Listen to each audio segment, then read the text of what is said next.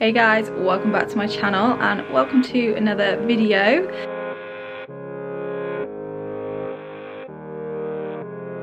It is the Easter holidays. The boys are home from school, which I love and I hate. I hate hearing them fight all the time because they are brothers of similar age and they fight all the time. I love having them home. I love getting to spend more time with them, and I love not having to do the school run and not having to feel as though I have to rush out the house in the morning. But yeah, it's gonna be a fun 2 weeks. This weekend was really nice. Weekend just gone was my dad's 60th birthday celebration, so we surprised him with a nice meal. I think it was in my vlog, maybe a couple of vlogs back. I made his cake and then we had a little gathering here yesterday, so I got cleaned up from that and we're starting fresh this morning. Avery has been a little bit grumpy this morning. She has just started to settle down. She wouldn't let me put her down for hours after she woke up. She's just now starting to settle down and be a little bit more comfortable being put down, so don't know what's going on. She slept really well last night, but the night before she barely slept at all. So yesterday she actually had a 2-hour nap. We woke her up because we were scared that she wouldn't sleep in the night, but then she was tired the rest of the day. Like, she obviously wasn't ready to wake up, and then she slept through the night. She fell asleep early and then slept through the night, so really happy with that. I managed to get a good night's sleep.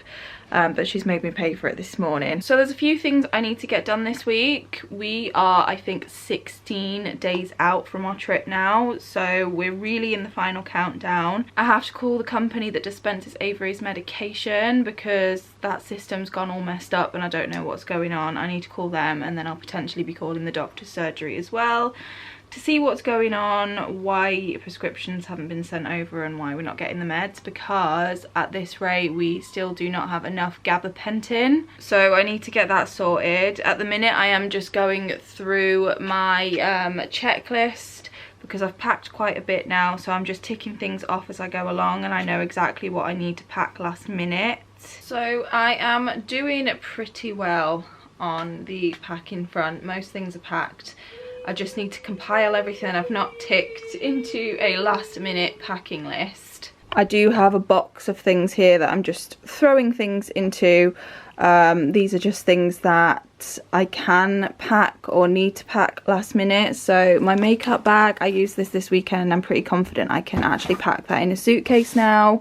One of you guys suggested it might be a good idea to get some more antibacterial surface wipes, so I did. I ordered these on Amazon. They came in a pack of 3 and I think they each have 30 wipes in them. Oh no, 25 wipes. They are a little bit bulkier than I thought, but one of these is going to go in my hand luggage. I'll put the other 2 in a case and they'll be good for the parks, just wiping down surfaces before we prepare meds and feed and whatnot. I've got a hairbrush and there is a comb in here somewhere. I've also packed a normal hairbrush in my hand luggage. This one I like to use for actually smoothing flyaways and stuff, and then my comb, I just thought it'd be a good idea to have a comb as well. I picked up these on Amazon. I thought this would be a good idea to keep in our hand luggage and then take into the parks. These are just like hydration tablets. You put them in water and they add electrolytes to your water. I get really bad cystitis if I get dehydrated, so I thought that would be a good idea. And then to go along with that, I also thought it might be a good idea to pick up some Diorolite. With it being so hot, Avery in particular, because obviously we syringe feed her water. If we notice that she's not getting enough and she's starting to get dehydrated, obviously we will kind of increase her water, but we have to be careful with what she can tolerate. I just thought this would be helpful to kind of increase her hydration if we really need to. It's good to have. And then I picked up some sweeties. So for all the boys, including Josh, I picked up some jelly beans because they all like them. I put them in their hand luggage for the flight. We get food on the flight, but it's just a nice thing to snack on. And then for me, I just got some humbugs. My mum's always taught me it's a good idea to take boiled sweets on flights, just to help with the ear popping situation. Josh picked up another mosquito repellent. We do have one already, but he said it was only £1, so he picked it up. Random pair of shoes. These fit both Zach just about and Eli just about. Eli, they fit probably just right. Zach, they fit, but they are very nearly too small. So I thought I'd take these. It's an extra option for either of the boys if they feel like they need to change their trainers. A few extra syringes, again, because I didn't factor in that we're probably going to end up needing to give Avery more water flushes. So I'm going to pack them in the suitcase as well. I've got her button cleaning solution here. And some button pads. I haven't packed this yet because I still need to pack some more button pads, but she is using them at the minute, so I need to see what I can spare before I put them away. I've also got her what's this called, Fusilin, I think, is it? Flaminol, that's it, Flaminol. That's good for granulation tissue if any happened to pop up while we were there. What else have we got in this box of treasures? Josh also picked up this Oragel. He can get toothache quite badly. He's got a couple of teeth in the back that give him trouble sometimes, so we thought it'd be a good idea to have that on hand. And then the only other thing, a random nail buffer. I've packed a nail file, but just in case I get any scratchy nails, I pack it anyway. It's only small. And then I've just got this bag. This is full of all of our charger leads, and I've got a few more chargers to add in here last minute, and then I will pop that in the suitcase as well. So yeah, I've just been compiling it all. Some of this can probably go away now, to be fair, which I'll probably do today.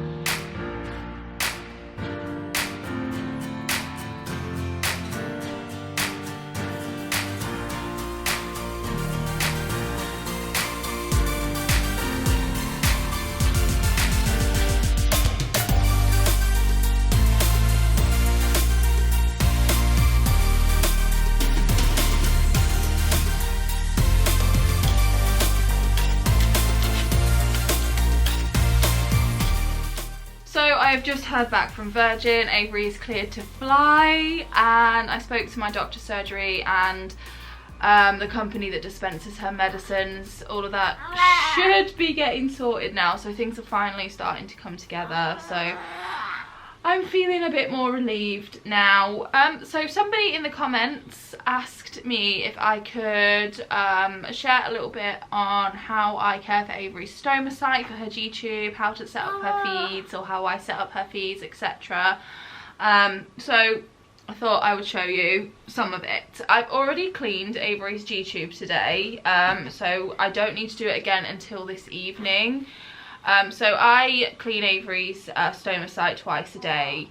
Now, if I was still using the absorbent pads that we used when she had granulation tissue, or if I wasn't using any pad at all, I was only instructed to clean it once a day. However, because we use tubey pads, and tubey pads are fabric, I just feel like they can harvest a little bit more bacteria, so it's just safer to clean and change that twice a day instead of once a day. So the tubey pad she's wearing now is a little frozen one, and this one was actually a gift to us from my brother's girlfriend. We have bought some ourselves, we just get them from eBay or Etsy. But what I'm actually going to do at the moment, which is something that I've been instructed to do once a week, is change the water in her button. So I've just got two little 5mm Lure tip syringes here, and we only ever use these once. As soon as I've used these will go in the bin. Again, this is probably different from country to country. This is what I've been instructed to do. So Avery has 2.5ml of water in her button balloon. Each button is different depending on what kind of button it is and the size and whatnot. Avery's is 2.5ml, so I've already got 2.5ml of cool boiled water in this one. So with the empty syringe, I am just going to pop it into the hole, the correct hole, pull out the water. I always check just to make sure it's around about 2.5ml. Ooh, it might be slightly less, which it is, but that's fine. Usually you can tell if you've drawn up all the water because it will be harder to pull on the syringe.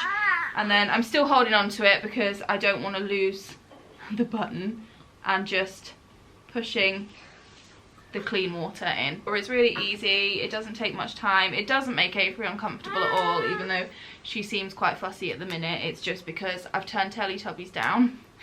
And she's not too impressed with me, are you, Pudding? As you can probably tell, we're all having a bit of a pyjama day today. Start the Easter holidays in style. She is due a feed soon, so I'll show you how I kind of set up her feed. Again, you know, this isn't medical advice whatsoever, it's just somebody asked me to show how I do these things for Avery. In terms of cleaning her stoma site, like I said, I do it twice a day. I've already done it this morning. I use just a clean cotton pad with this, which is octenolin. We use it because we have it. If we didn't have octenolin, then we would just use, again, cool boiled water, sterile water. But we had that, we got it on prescription when Avery had her granulation tissue, and we had a few bottles left over, so we're just kind of using them up. It is just a wound irrigation solution, so it is good for kind of cleaning the site. Once we're out of it, we will just switch to cool boiled water. But yeah, I just wipe over the tube, wipe around the tube. It doesn't take long at all, doesn't cause Avery any discomfort at all. I do it twice a day. I've made a habit of doing it like as soon as she wakes up. So as soon as she wakes up, I'll go into her room, I'll clean her stoma site, I'll change her nappy, and then I'll bring her down for her meds. And then again, I'll do it just before she goes to bed, kind of as part of her bedtime routine. It's kind of slotted into our routine nicely. I'm sorry, do you want Teletubbies back now? Do you want Teletubbies back? I am sorry. Just had a delivery through the door, and it is a HelloFresh box. Now, I promise you, in no way is this sponsored whatsoever. The boys came home on Friday with like a voucher, and it was 65% off, so I decided to make use of it. This isn't something we're continuing, only because we're going away. There'd be absolutely no point. We just thought because of the discount it would save an awful lot of money, and it's 4 nice meals. So we went for the 4 meal box, and it is for 4 people, obviously, because there are 4 of us. This is how it has all arrived. Everything is in there. We have a little welcome to HelloFresh booklet, and then these are our recipe booklets or recipe pages. So we have crispy chicken in roasted garlic butter. We have sweet potato mac and cheese. We have stir-fried honey sesame beef noodles, and we also have the pork and apple burger, which Josh has requested for tonight. They all tell you kind of how long it takes to make the recipe, and it kind of gives you step-by-step instructions on how to make it all. So I'm gonna give that a go tonight, and yeah, give HelloFresh a go this week, see if we like it. I have little madam in my arms at the moment because she decided to roll over when I wasn't looking, and of course she was wearing her glasses and they kind of dug in a little bit as she rolled, so she's a little bit unhappy now, aren't you? Hey? Poor baby. So her eye is just a little bit puffy on this side now, but hopefully that will go down. Make sense? Okay, she is a bit happier now. So before I put this food away, I am gonna just set up her feed. Oh, there's a magpie outside. I've been seeing 2 all week, and now I've just seen 1. Oh dear. Anyway, I'm gonna set up Avery's feed. So Avery is obviously pump fed, so for each of her feeds I have to set up the pump basically. We're using the Abbott Frigo pump. I have given my opinions on it before, but obviously if you're heading down the G Tube route, then again it all kind of depends on your child and where you live, what feed they are on. This is quite personal, I suppose. So I'm gonna get this priming, and then I'm gonna set up the rest of her stuff. So Tupperware has been invaluable to us with tube feeding Avery. These are just kind of like takeaway pots, and we always save them because we find them super duper helpful. Avery always has 120 ml of water with each feed, so I've got 2 60 ml syringes, and she also has a medicine with this feed. feed. So I've got a 5ml syringe for that medicine. As a matter of fact, she has medicine with every single feed now. For the water, cool boiled water. I have been told from one of our nurses that we can just use normal water now, straight from the tap. We live in the UK for reference, but again, we just like to use cool boiled water. It's safer. We know that it's been cleaned, it's sterile, and we replace these bottles every 24 hours. So sterile water, cool boiled water is good for 24 hours. This bit of fringe is driving me insane. I can't keep it behind my ear. Anyway, this is Avery's extension. She has a G Tube button, so this is what we put on it to feed her essentially, and we always prime it with water first, otherwise you would be pushing air into her stomach when you started to give her anything through it. So it's as simple as that. I found it really easy. I found it quite quick to pick up. I'm just going to get her med ready now, and then it'll be time to feed her. Right, so now that I've got Madam on my lap, the first thing I'm going to do is attach her extension set. Obviously my hands are clean. I do make sure I kind of sanitize them in between doing other things. Not sure how well you can see, so I am just going to pull you a little bit closer so you can see what I'm doing. So there's Avery's little button. We use the zippy vest, so it's nice and easy to get to. And I'm just going to attach her extension set. So on Avery's button, there's a little line on the extension, and then you line that up with the little notch on the button. So I'm just going to pop it in, and then I turn it, I think it's clockwise. I'm doing it opposite because I'm behind her, 3/4 of the way around, and it will stop turning when it gets to the point where it needs to go. And then usually what I do is just button her up a little bit to just tuck the tube away so that she can't grab at her button. Avery has her med first with this feed, so I'm just going to push that through, and then the water. And obviously I'm always kind of clamping and unclamping, so whenever I take something off I clamp, and then once something is back on and ready for me to push through, I'll unclamp it, because obviously if you took this off without clamping it first, it would all just come spurting out of the tube. So that's basically it. I'm going to give her a water flush and then attach the feed to the tube. That's basically what we do. It is kind of like second nature to me now. My mum, bless her, whenever she does it, I notice that she finds it a little bit more difficult. She needs to use 2 hands for certain things where I can easily use 1. So obviously it doesn't feel easy when you first do it, but I just feel like I'm used to it now. Avery's had her button for nearly a year, and I think once you've kind of managed an NG tube, the G tube is quite easy. So her feed is running now, and it's all done.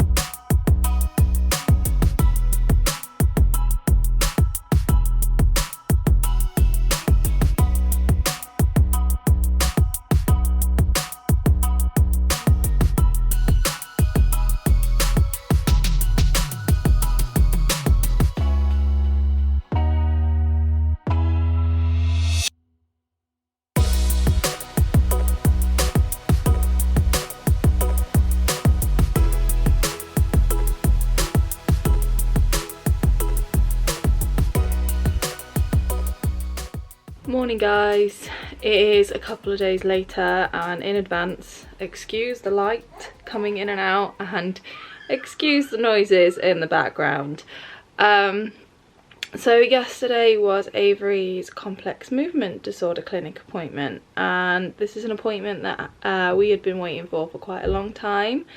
I think it was last year. One of Avery's therapists mentioned that it would be a good idea to get her into that clinic, and then since then we'd kind of just been waiting for it to happen.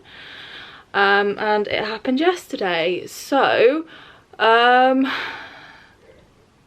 not gonna lie, I never come out of a neurology appointment feeling overly positive. So I didn't really know what to expect with this appointment, but basically what it was is Avery first had an appointment with the physios, and they spent a bit of time kind of moving her limbs around a little bit, seeing how her body moved, and essentially trying to measure the amount of tone that she had.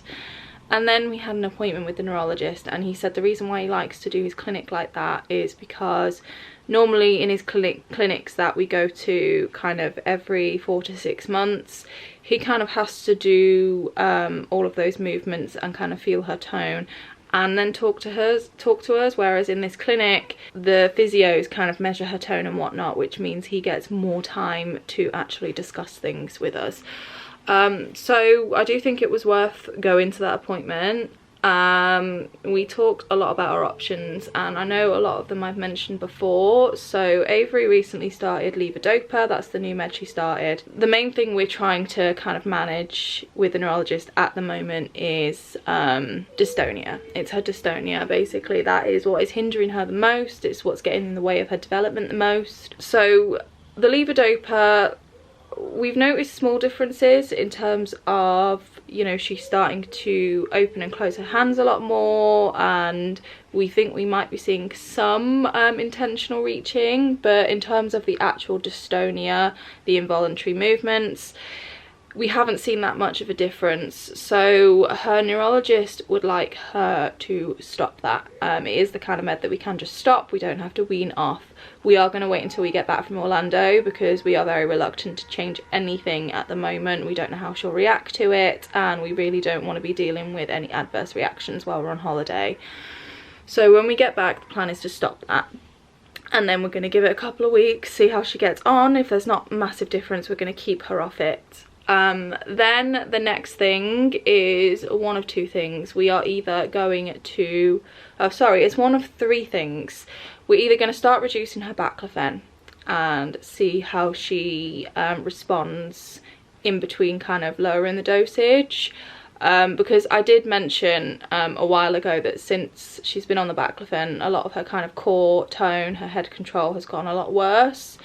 And her neurologist wants to see, is that really worth it for the amount of benefit she's getting? So he wants to slowly start to reduce her off of that. And again, if we're not seeing a massive difference in the dystonia, if, you know, she doesn't react badly to reducing it, he wants her off of that one as well. The next option is to start a new medicine called clonidine. This one again has some evidence that it improves dystonia, but it is a little bit more risky. It can lower the heart rate, lower the blood pressure, so Avery would need to be closely monitored. Either we would have to have kind of a lot of visits with Avery's community nurse to keep checking on her, or we wean her onto the dose in somewhere like Little Harbour where she can constantly be monitored. So that medicine does take a little bit more work. The next option is to try Hexafenadyl again. Now Avery tried Hexafenadyl when she was under 1. It was quite a long time ago. We didn't see any difference in terms of the dystonia, and when we tried to up the dose we noticed that she was sleeping really badly, she was getting night sweats, and she was really unsettled, so we decided to just stop it. We obviously weaned her off of it, but we asked that we could just take that med away because we didn't think it was doing her any good.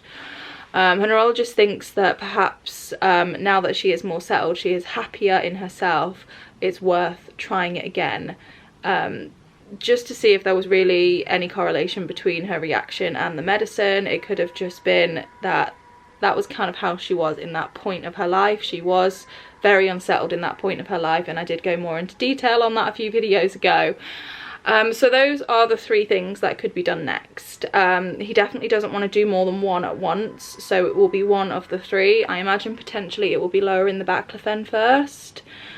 We need to give her a decent bit of time in between trialling any of these things to see how she reacts to it, because what we've been guilty of in the past is trying more than one thing at once and then not really knowing what has made a difference. So that is the plan moving forward. And apart from those few things, sorry, Zach is playing his games.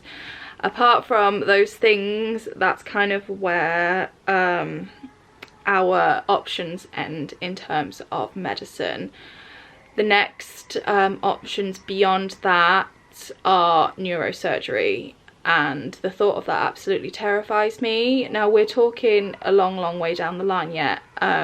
It's going to take a bit of time to trial these few things anyway. One of the surgery options is a baclofen pump, and it's basically like a baclofen spinal tap, and he said that there has known to be some benefit to children with dystonia. It mostly helps tone, but he said the reason why he thinks it may be a good option is because the pump, the baclofen, is essentially going straight into her spine. It's not exactly her spine, like the bones, I think it's the fluid kind of in between the spine. It requires a much lower dose to be effective, which means they can play with the dose and essentially help with the dystonia, help with the tone, without you know, taking away too much tone from her head and her neck and her trunk. It is a surgery. It involves a small pump being placed under her skin, kind of sort of here, near her tummy, and then kind of a couple of leads, I suppose, that go into a couple of different places on her spine, and then that pump will slowly release the baclofen into the spine. And it does mean that we would need to go back to the hospital every time the pump needs refilling, because it can only hold a certain amount of baclofen. And also, I think he said about 8 years the battery would need replacing. Also, we don't really know how effective this would be. He did say in our last appointment, and I remember him saying it, that what they do before the baclofen pump and they put them through the actual surgery is they inject a tiny bit of baclofen into their spine, see how they react to it, so he can gauge whether or not it will be beneficial to Avery before they actually go through the entire surgery. Now, this is something that we are ways off. He said she would need to at least be kind of double her size now, and obviously her weight gain has started to slow down now, which it naturally does at this age, so we're looking at maybe 2 to 3 years before she's even big enough for that, so we do have a lot more time to think about that. The second option, which I think is the scariest, or the second option in terms of neurosurgery, is deep brain stimulation. Now, I'd done a little bit of research on this myself, because a long time ago a couple of you guys actually mentioned it to me, and I looked it up and I thought there's absolutely no way that's going to be done on the NHS. Turns out they do. Only in a few places in England they do it, sort of more specialised children's hospitals. They do it in Bristol, which is the children's hospital that we take Avery to. That surgery involves taking some very detailed scans of her brain, and then that information gets put into a robot type thing, and then that robot inserts probes into certain parts of her brain based on the information they've got from the scan, and she would have essentially kind of like a pacemaker type thing. He said it would sit about here, it would again go under the skin, and I think it sends pulses to the brain, which could potentially help with the dystonia. He said there is about a 50 to 60% chance that there is a significant difference to her quality of life. It's not a massive chance for the risk. I mean, it's a neurosurgery, so there is risk. However, he did say, you know, it's not as risky as a major neurosurgery. It is on the lower end in terms of risk for neurosurgery, because, you know, they're not cutting the brain, they're not cutting into the brain, but they still do have to operate on her head, which I don't know. I know Josh kind of feels the same way I do. I'm not sure if I could cope with watching Avery go through something like that, especially not now. I think we definitely need a few years to process that and really explore the non-surgery options, and see if we are happy with her quality of life and with what she gets out of life without going down the surgery route. These decisions aren't easy to make, and really it is about weighing up the options, weighing up what is worth it. Yes, something may help, but will it help enough to put them through that surgery?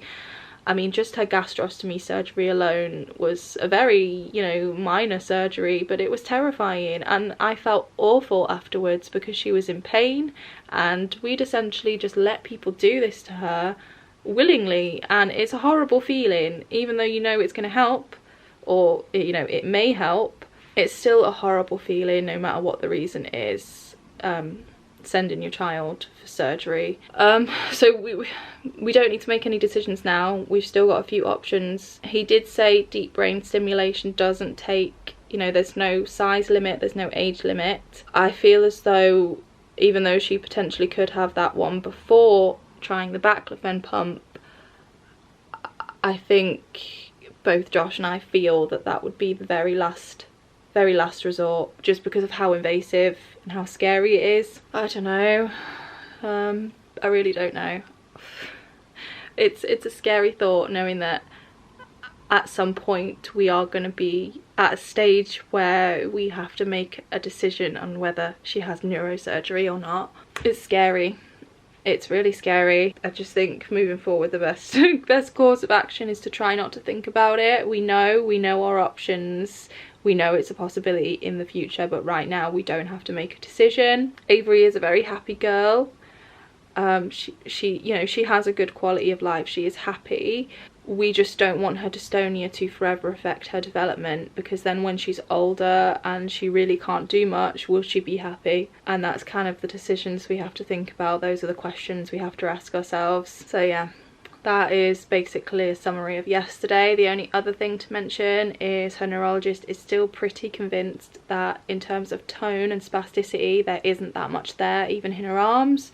He said the best way to test this theory, which we haven't done yet because last night we really needed her to get some sleep and we don't want to risk waking her up, but when she is asleep, sound asleep, to lift her arm, see if we can raise it freely, see if there's any stiffness. He said if there's stiffness there, that is tone, that's spasticity. If there is no stiffness, then we know that all of the tightness in her arms, all of these movements, they are all dystonia, because she cannot have dystonia while she's asleep. He basically said on a spectrum in terms of managing dystonia, one end is Avery being constantly dystonic, always in pain, always upset, potentially going into status, and then the other end of the spectrum is she is asleep, because she can't be dystonic if she's asleep. We need to find somewhere in the middle where she's comfortable, she's happy, she's not in pain, and she is able to develop without her dystonia getting in the way. That is where we need to get to. He said we're never going to fully get rid of the dystonia. It's never going to fully go away, but we can get her to a place where it's manageable for her, it's manageable for us, and she can move forward, she can develop. It's a horrible condition. It's a really horrible condition. I didn't even know it existed before Avery was born, and I hate it. I hate it. And I feel for any of you parents out there that have a child with dystonia, because it is a very frustrating condition.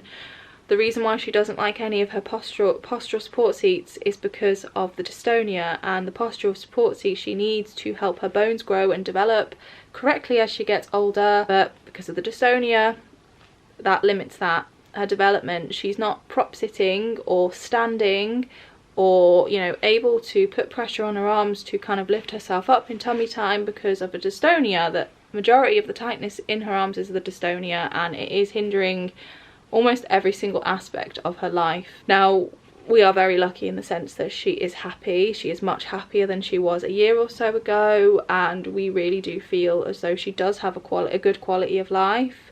She is very much loved. She shows us every day that she is happy with what she's doing. She's happy with her life. She's always smiling. So that brings me a lot of peace. But oh, I just wish I could take it away for her. I really do. Anyway, thank you for listening to me rant. If any of you guys have a child who is part of a complex movement disorder clinic or has dystonia and you found something that worked, a combination of things that have worked, then please do let me know in the comments. I'm going to close this video out here. I know it could potentially be a bit of a shorter one for me. We are really gearing up for Orlando now, so very, very busy. If you did enjoy this video, then please give it a thumbs up. I hope that it was helpful, especially to the person that asked me about how I care for Avery's stomach. Hit the subscribe button if you'd like to follow us along on our journey, and our dystonia journey in particular, and see what decisions we decide to make and what pathways we go down. And with all that said, I'll see you guys in a few days with another video. Bye guys.